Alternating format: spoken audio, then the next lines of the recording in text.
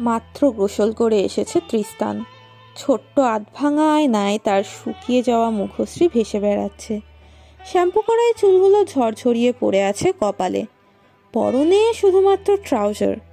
খালি বুকটার ডান দিকে লম্বা লম্বি কাটার দাগ। বুড়ো আঙুল দিয়ে দাগটা হালকা করে ছুঁয়ে দিল তৃষ্টান। আঘাতটা তনয়ার দেওয়া। তৃষ্টানের স্পষ্ট মনে আছে, মা বাবার রক্তাক্ত লাশ যখন তাদের সামনে আনা হলো, তনয়া অতি দুঃখে স্তব্ধ হয়ে গিয়েছিল। কথা বলছিল না, কাঁদছিল না, শুধু মা বাবার শিয়রে বসে তাদের নিষ্পলক দেখছিল। কিন্তু যতই সময় যাচ্ছিল তনয়া কেমন অস্বাভাবিক আচরণ করতে লাগলো। কিছুতেই মা বাবাকে কবর দিতে দেবে না। সবার পিছু পিছু গোরস্থানেও চলে গিয়েছিল সে। হাতে ছিল ধারালো ছুরি। অতীতের কথাগুলো মনে পড়লে আজও গা শিরশির করে ওঠে তৃষ্টানের। বুকের ক্ষতটা যেন নতুন উদ্যমে জ্বলতে শুরু করে। যন্ত্রণায় কাতর করে তোলে ধুকপুক যন্ত্র। তৃষ্টান ছটপট শরীরে একটা গেঞ্জি জড়িয়ে নিল। বাজার থেকে এসেই রান্না সেরে ফেলেছিল বিধায় এখন একটু শান্তি লাগছে। খাবারগুলো এক এক করে টেবিলে সাজাতে সাজাতে সে হাঁক ছাড়ল। তনয়া, খাবার দিয়েছি, তাড়াতাড়ি আয়। তনয়ার খিলখিলানো হাসি শোনা যাচ্ছে। অনেকটা লাফিয়ে লাফিয়ে খাবার ঘরে আসছে মেয়েটা। লাফানোর দরুন মাথার দুপাশের বেনিও সমান তালে দুলছে। হাতে বড় সড়ো একটা টেডি বিয়ার, গোলাপি রঙের। সে এসেই বলল, আজকে কি রান্না করেছো ভাইয়া? আমার পছন্দের খাবার না হলে কিন্তু খাবো না, তোমার সাথে কথাও বলবো না, তুমি তখন পচা হয়ে যাবে। তনয়া স্বাভাবিকভাবে কথা বলতে পারে না, কিংবা ভুলে গেছে। কথা বলার সময় কেমন বাচ্চা সুলভ সুর বেরিয়ে আসে কণ্ঠনালী মারিয়ে। শুনতে ভালোই লাগে। তৃষ্টান চেয়ার টেনে দিয়ে বলল, বয়। তনয়া বসল না, ভ্রু বাঁকিয়ে কপট রাগ দেখিয়ে বলল, একটা চেয়ার টেনেছো কেন? আমার পরি বসবে না? আরেকটা চেয়ার টেনে দাও। তৃষ্টান দীর্ঘশ্বাস ফেলল, আর একটা চেয়ার টেনে দিল। তনয়ার টেডি বিয়ারের নাম পরি। পরীকে তনয়া খুব ভালোবাসে। সে যা যা করে পরীকেও তাই তাই করায়। প্রতিদিন গোসল করায়, রাত দুপুরে ঘুম পাড়ায়। নিয়ম মেনে তনয়ার পাশাপাশি তৃষ্টানকে পরীর জন্যও প্লেটে খাবার বাড়তে হয়। পরে অবশ্য পরীর খাবারটা তৃষ্টানই খেয়ে হজম করে। তনয়া সেটা জানে না। জানলে হয়তো খুব কাঁদবে। কেঁদে কেঁদে পুরো বাসা মাথায় তুলে বলবে, পরির খাবার তুমি কেন খাও ভাইয়া? পরির খিদা লাগে না? না খেলে ও মারা যাবে না?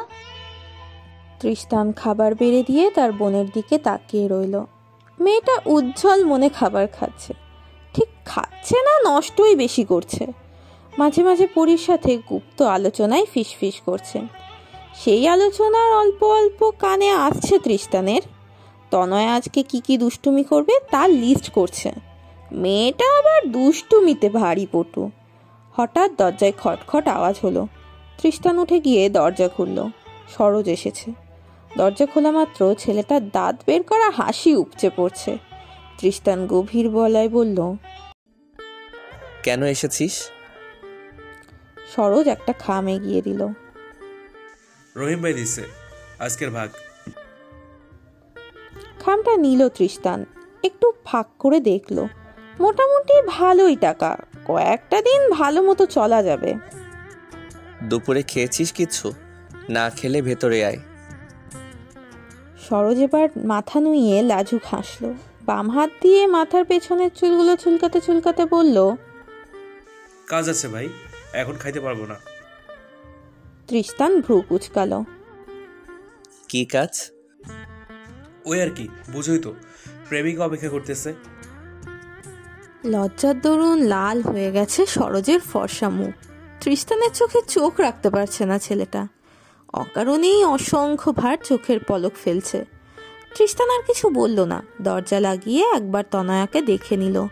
মেয়েটা এখনো অর্ধেক ভাতও শেষ করেনি। একটু পরই দৌড়ে আসবে খাইয়ে দেবার জন্য। তৃষ্টান আস্তে আস্তে নিজের রুমে চলে গেল।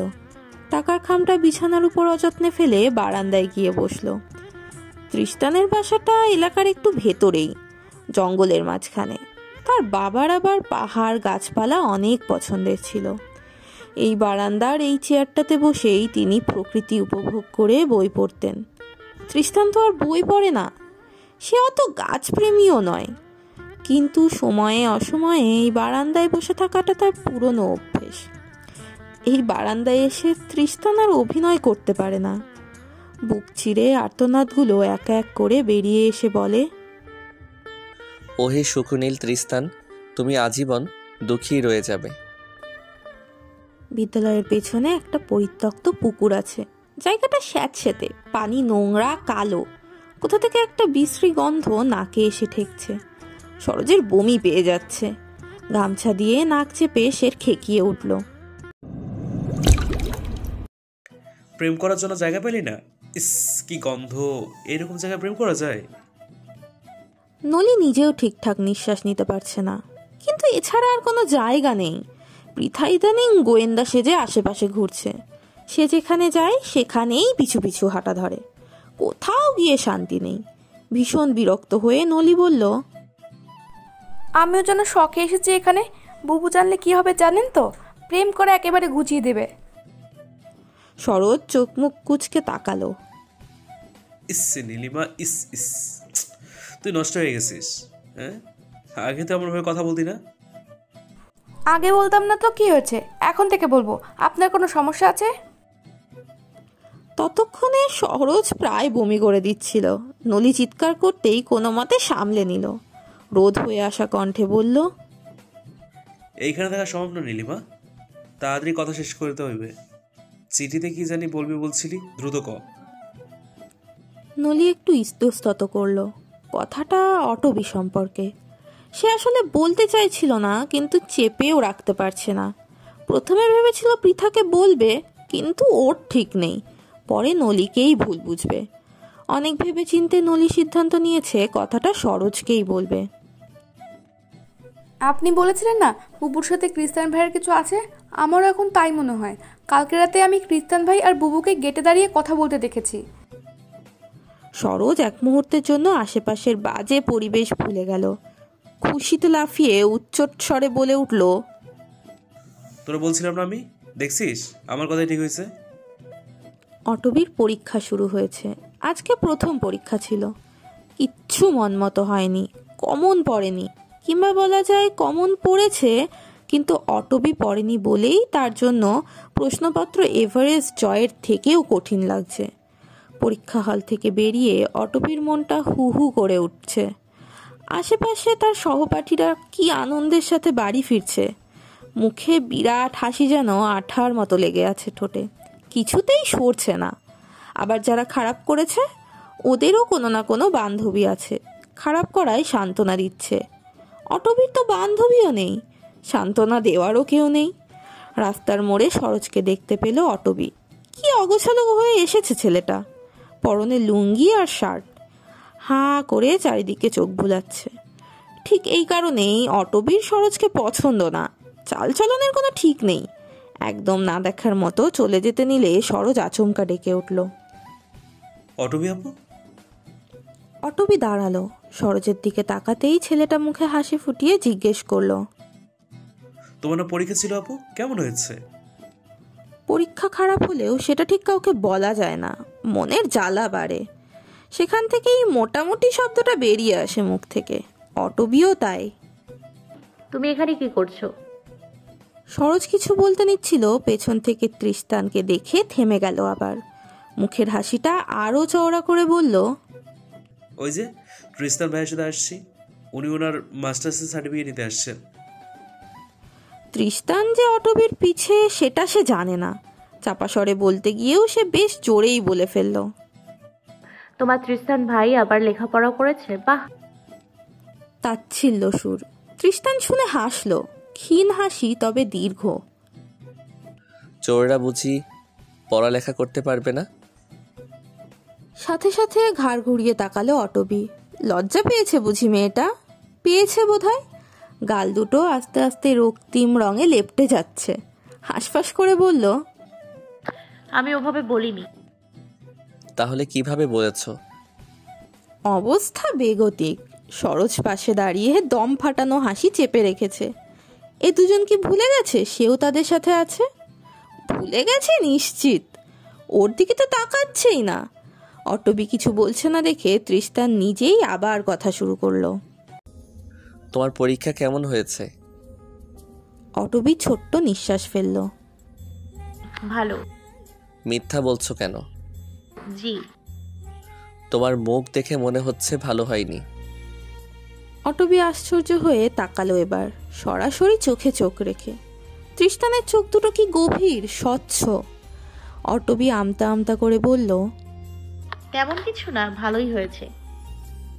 তোমার একটা ভীষণ খারাপ দিক আছে, তুমি নিজেকে অন্যদের সাথে তুলনা করতে ভালোবাসো। এই তুলনা তোমাকে আরও বেশি দুঃখী করে তোলে। ভাবো, ওর এটা আছে বলেই ও সুখী, তোমার এটা নেই বলেই তুমি দুঃখী। কথা সত্য, অথচ অটবি এত সহজে মানতে চাইল না। পাল্টা বলল, আপনি তো তুলনা করেন না, তবে আপনি আমার থেকেও বেশি দুঃখী কেন? সবার দুঃখী হওয়ার আলাদা আলাদা কারণ থাকে তৃষ্টান। আমারও আছে, আমার নামই দুঃখ। বাতাসে অটবির মাথার ঘুমটা উড়ছে। ভীষণ অচেনা দৃষ্টিতে ওকে দেখছে মেয়েটা।